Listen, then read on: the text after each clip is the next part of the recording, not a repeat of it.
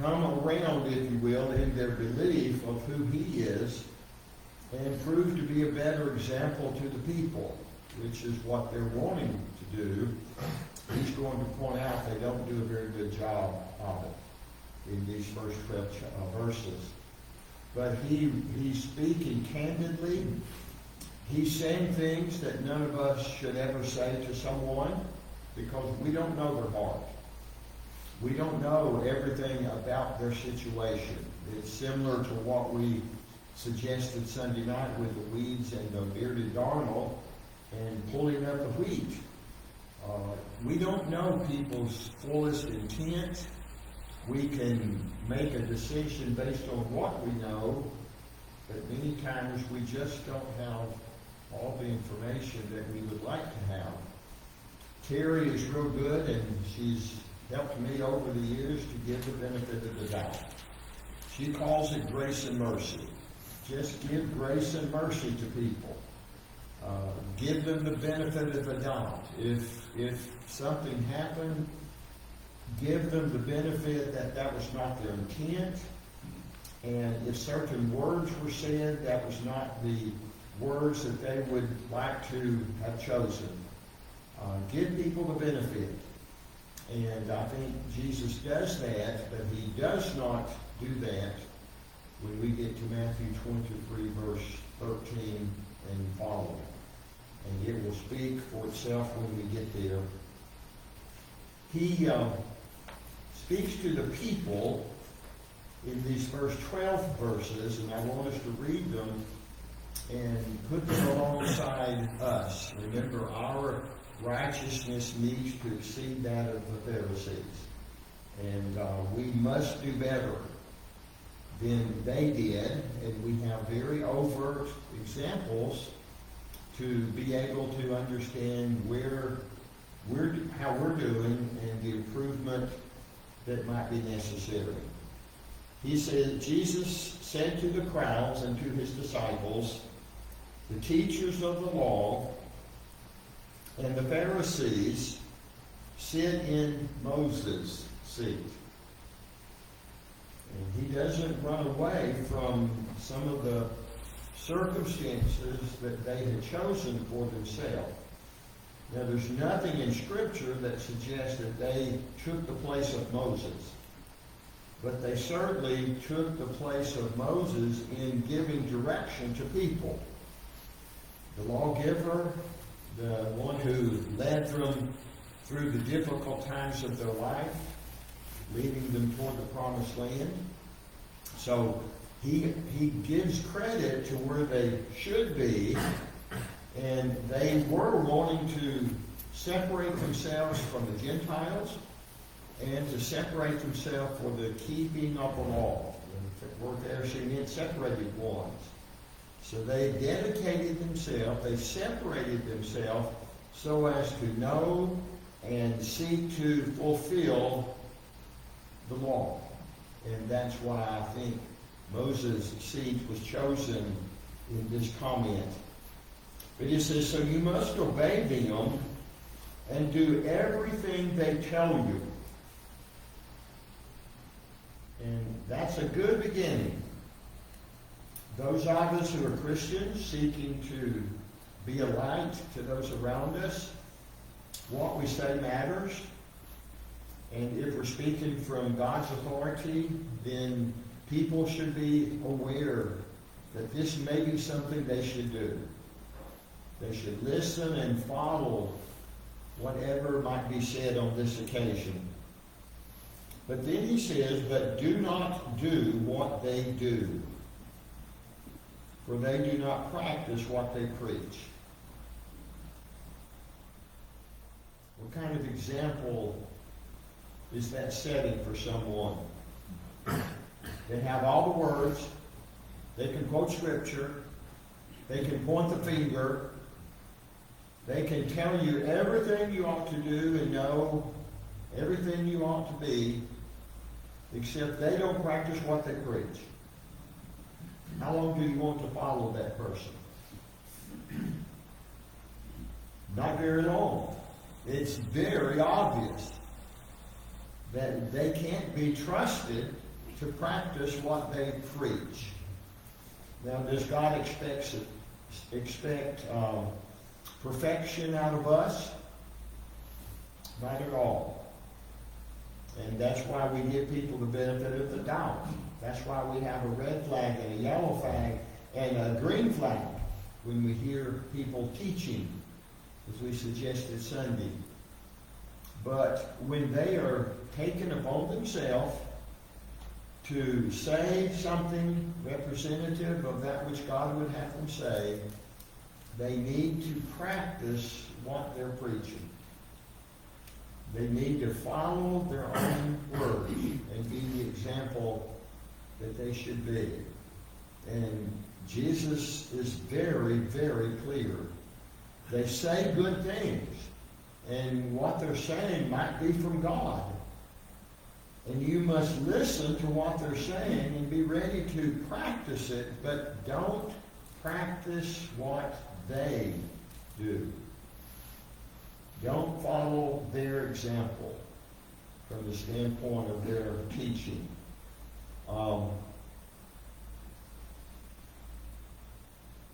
There are times in all aspects of life, our workplace, our neighborhoods, the sports teams, just all aspects of life, where that principle is very alive and well. Where people are setting themselves up with an example, they're trying to guide you, they're trying to help you be a winning team or a good sounding chorus or whatever it might be. But being the example is much more important than having all the answers, having all the words that maybe could be a part of that process. So, it's just a very, very strong mirror for us to look at.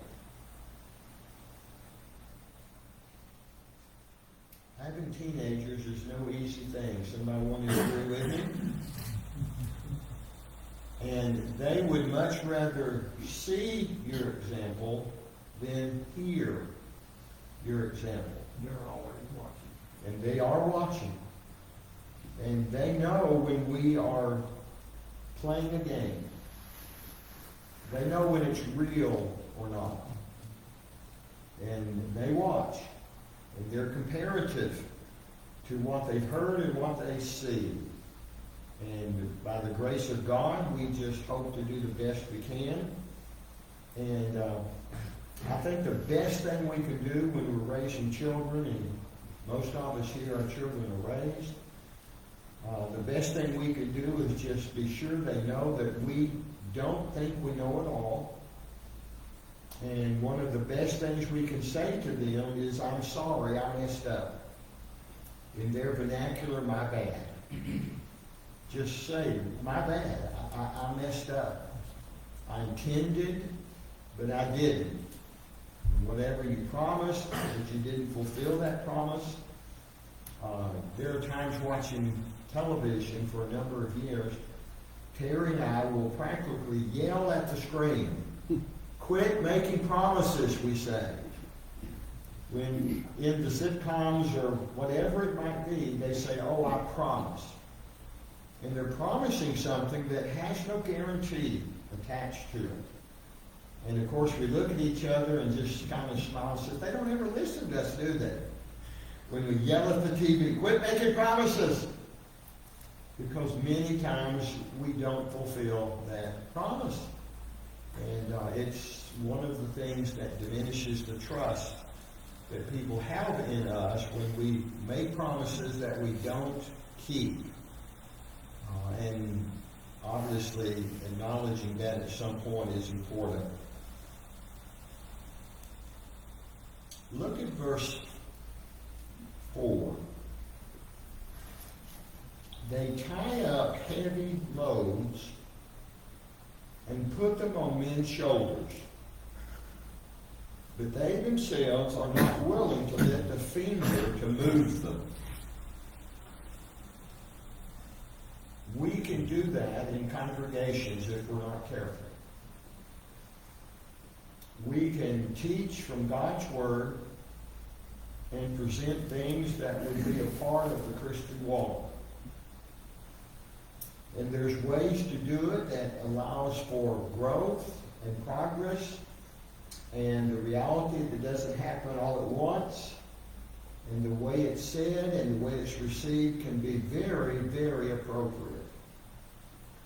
But it's also possible for us to lay a great deal of guilt on people, to put a lot of guilt on their shoulders and not do anything to make it bearable, to make it easy. We talked to our son last night. They are in the process of just encouraging members to get involved, and they're presenting opportunities to them.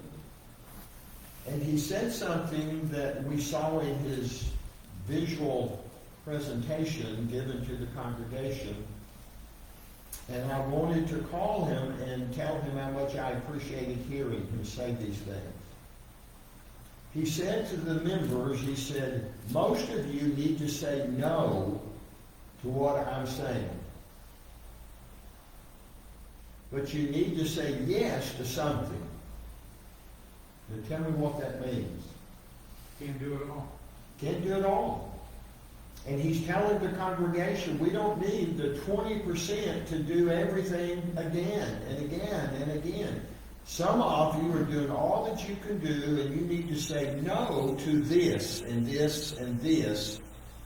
But you need to say yes to something that uses your talent and reveals your passion. And he used the word, and we talked about it for a few moments. I don't do guilt.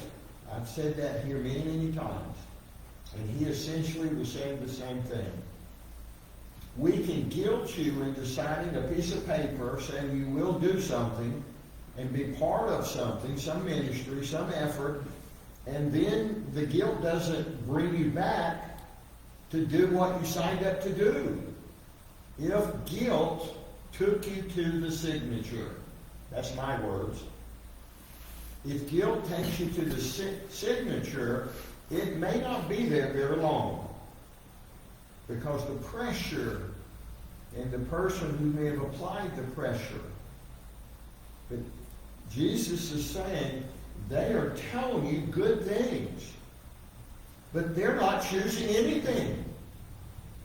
They're guilting you into things, and they're not being a good example as it would speak to what they are doing.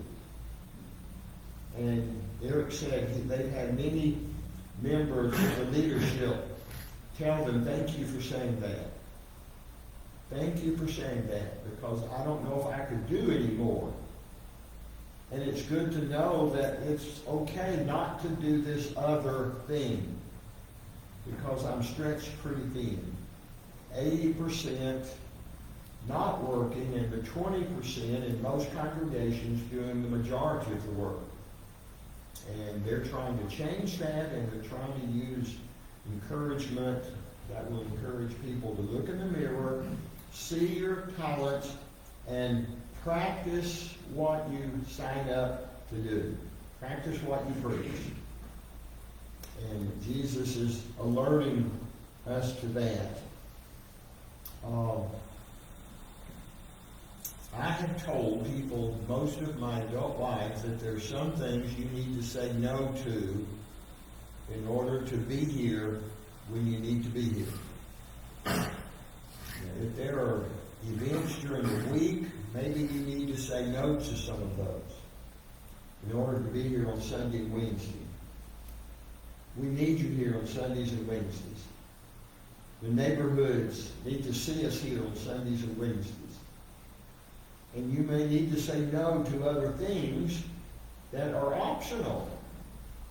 You know, some things that congregations provide are choices that you can make based on your time and your abilities, your interest. And there are some times where the guilt needs to be taken away to let them choose and do a better job of supporting those things that are most important. And that would be the things that are very much a part of a congregation's schedule. They're the things on a billboard out in front of a building. They're the things in advertisement. They're the things listed in a bulletin. And those are the places we need you first and foremost, because that's the core group and that's where we come together to encourage.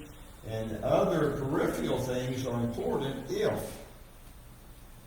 And I just sincerely believe that. And we can put a lot of guilt on people to make them feel guilty that they're not going to 9 things every week. And in some places, there are 9 things to choose from. But do they need to be at every one? When Terry was teaching ladies' classes with young people in the congregation, she would tell some of the young mothers, you need to stay home and take care of your child. It's not the time for you to be here when you just had a new baby. And I don't do guilt. She got to where she would also say. But there will be a time when it's easier and okay and better for you to choose again some of those things that you now need to say no to. We can put loads on people's shoulders and do nothing to lessen the load. And some of it has to do with our words and the presentation of a schedule. A congregational schedule can fit that motif if we're not careful. Heavy loads, not willing to lift a finger to move that heavy load. Laying guilt upon the person with that heavy load. And that's what they would be known to do. Verse 5 is not something we could ever say. We don't know the inside out of people's thinking, their hearts. But he could say, everything they do is done for men to see. Everything the Pharisees did, they wanted credit for it before God and before mankind. Legalism is working so as to put God in your debt. That's the idea behind it. So they were doing things so that they could say, look what I've done, you owe me. You owe me, is what legalism is about. But also they love for people to see what they're doing. I have known just 1 or 2 people in my life that would get very upset if their name wasn't mentioned from time to time from an announcement giving them thank you for something they did. And I'm not suggesting that's something we should never, ever do. But if you're doing something to get the praise of men, you might need to do it for a while without praise, to be sure it's genuine.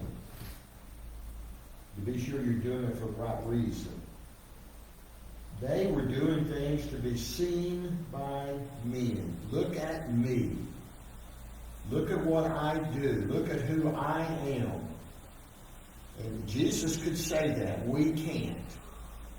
We don't know those things to be absolute. But he said they make their phylacteries wide and the tassels of their prayer shawls long. And these were ribbon-type garments and ribbon-type attachments to their garments. And the wider they were and the longer they were was an outward proclamation of their piousness, of their spiritual actions or their spiritual place. Look at me. I have wide phylacteries. I have wide tassels. Sometimes the phylacteries would be a box, and they would have things in a box wearing it on their arm. It may be something with some inscription that they would wear for them to be seen, of course. And whether we understand everything about them from the Jewish point of view and the dress that was given to some, we're told, at least with this occasion, what this was intending to proclaim about themselves to other people. They want you to notice them, and their phylacteries and their tassels are designed to cause that to happen. And he said, they love the place of honor at banquets. And they love the most important seats in the synagogue. Again, look at me. Look at me. And choosing for themselves. Jesus encourages us in several of his teachings to don't choose the best seat, choose the lowest seat, and let them bring you to the better seat. If you're going to be in the better seat, let them put you there, rather than you choosing it for yourself. When I was in campus ministry, I was in and out of some of the coaches' offices because for at least one of the years there, I was writing a column for the local newspaper, weekly newspaper. And when they had the all-sports banquet, all the sports, men and women at Middle Tennessee State, there were probably 400 or 500 people there. One of the coaches asked me if I would lead the benediction. I'll be glad to. And when I walked in, I sat in the back of this auditorium, figuring that when it's time, I'll go to the front and I'll offer the benediction and we'll eat and have the banquet. And I realized after a few moments of everyone seeming to be ready to start, they couldn't find me. And finally, one of the coaches says, "Gary, get up here. You're supposed to be at the head table." I don't want to be at the head table. I led the prayer and sat where I was told. I didn't want to choose the place of honor. Some may have, and probably rightly so, in an environment where you're celebrating your accomplishments. You're being honored for what you've done as an athlete or a coach.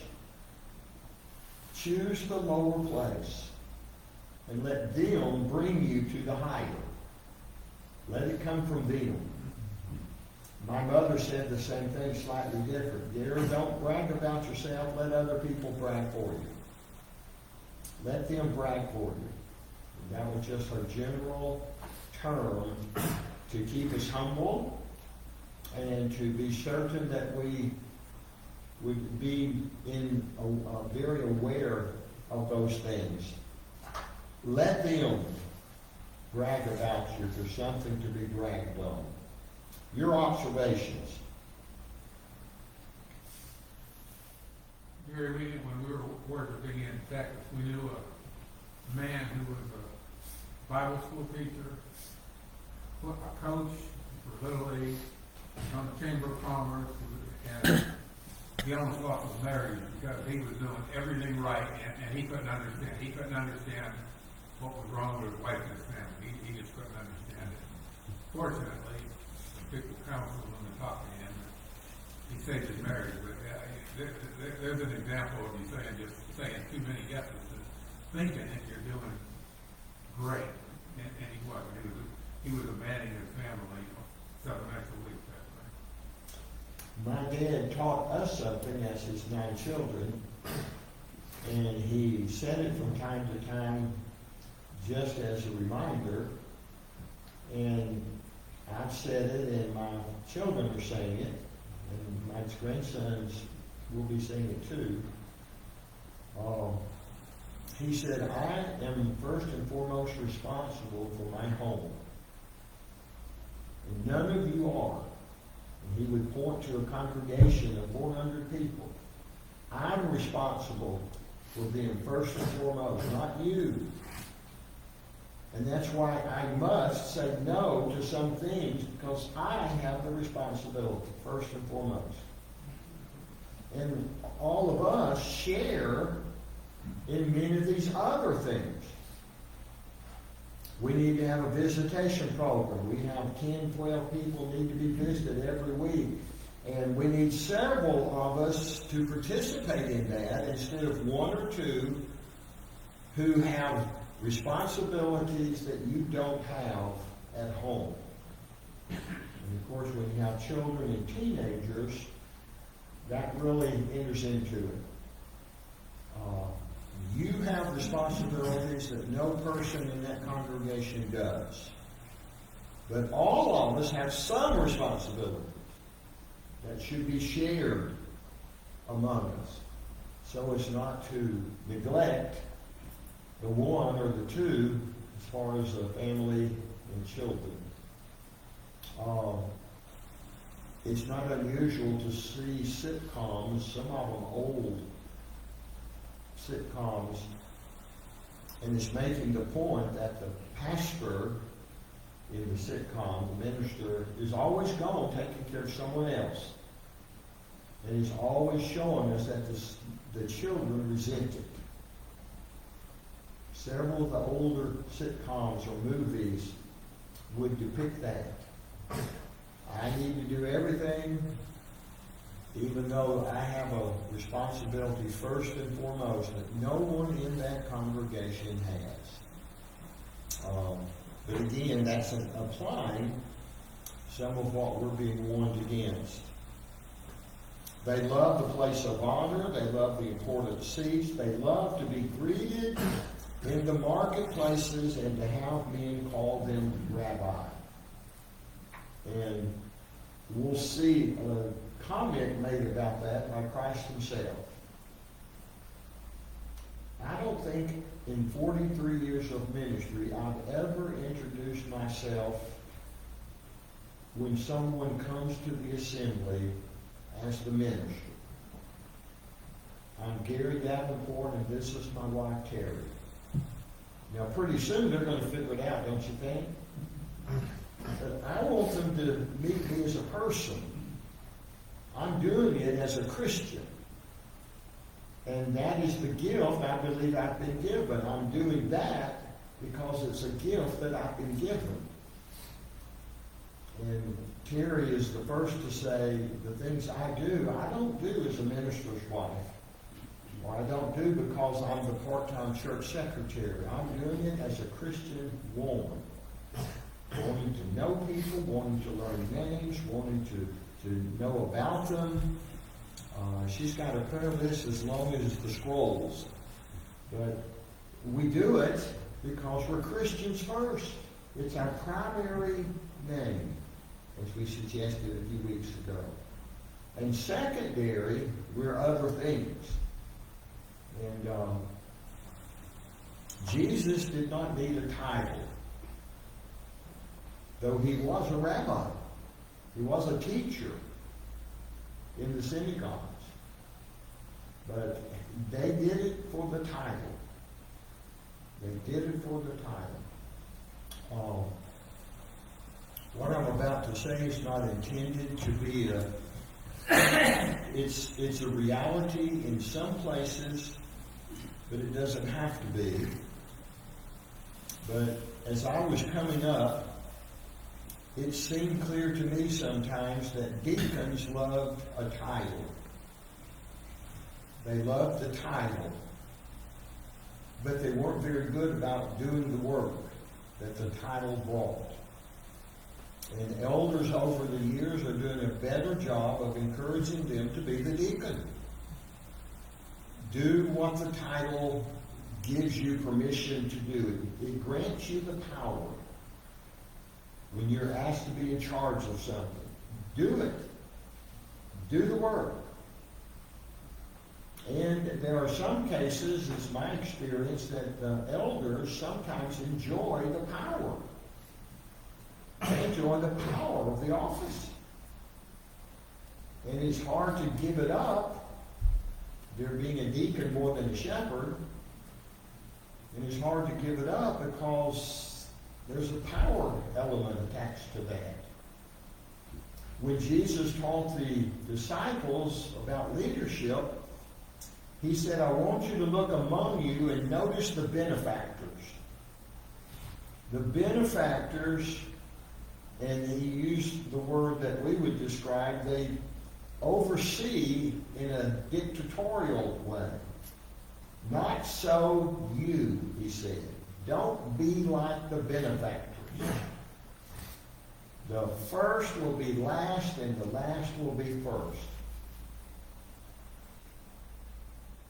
You be the servant, he said to his apostles. Don't look for the place of honor. Don't look at the power that you're given. We invited a neighbor to worship with us in South Florida years ago, and she came and she sat with us, and we usually sat on third or fourth seat at the end. And she was glad to be there. She had only just met Terry, and she met me only just before she came that first time. And we introduced her as she would come in so people could make her feel welcome. And then suddenly we were singing a song, and with the announcement is, this is the song before our sermon. And I saw a look on her face when everyone was sitting down, and I was going to the front.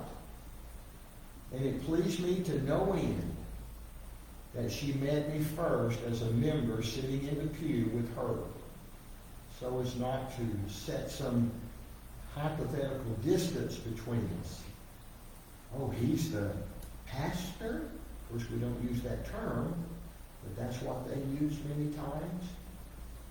You're the pastor? I says, I'm a minister, but I'm a member first. I'm a member first. And that's what Jesus is talking about. And that's what he was talking about to them when he had them look at the benefactor system in the world around them. Now, let's read 8 through 12, and the time's going to be gone. I think it will speak for itself. You are not to be called rabbi, for you have only one master, and you are all brothers. So don't get hung up on a title. You have one master, capital E, and that's of course God. And you're all brothers. You're equal. And do not call anyone on earth Father, for you have one Father, capital F, and he is in heaven. Nor are you to be called teacher, for you have one teacher, capital T, the Christ. The greatest among you will be your servant. Whoever exalts himself will be humbled, and whoever humbles himself will be exalted. Do it from the lowest place, not wanting a title, not wanting recognition because of that.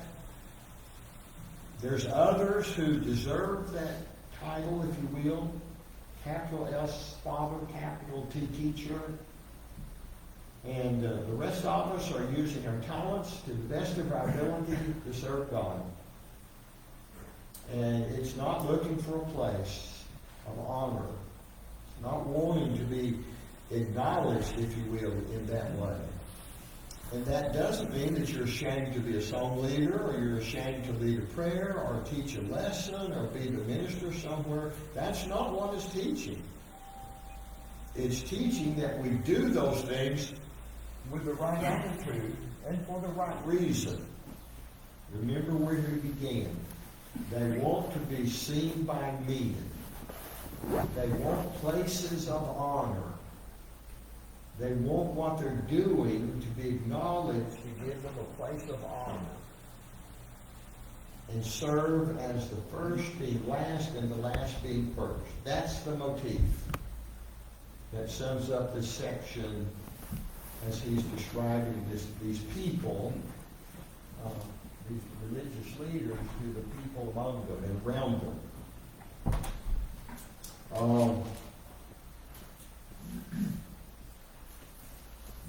I can't think of anything else I need to say. You want to add anything before we finish? We had kind of an example of that several years ago. These people came to visit, and they called before they came.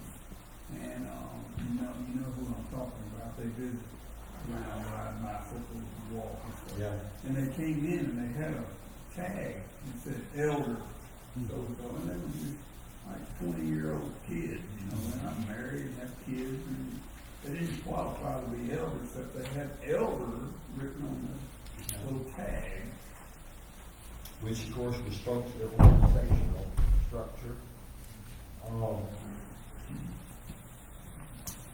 Those who are humble are going to serve greatly. If you have to humble them, they're going to embarrass you. If you have to humble somebody in their service, they're going to embarrass you before they finally learn the proper attitude and action. But someone who's naturally humble, they're not looking, they're not expecting, they're willing, they're going to serve mightily. And they're going to be appreciated for it. And he's teaching us that as he's pointing to the actions of these religious leaders. Well, thank you. I'm going to quit a minute early so those trying to get in can get in a minute. Thank you, everybody, for listening to Chris went out.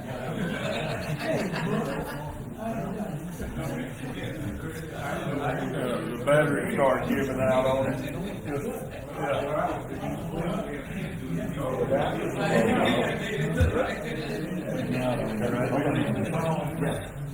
Would you mind reading that one?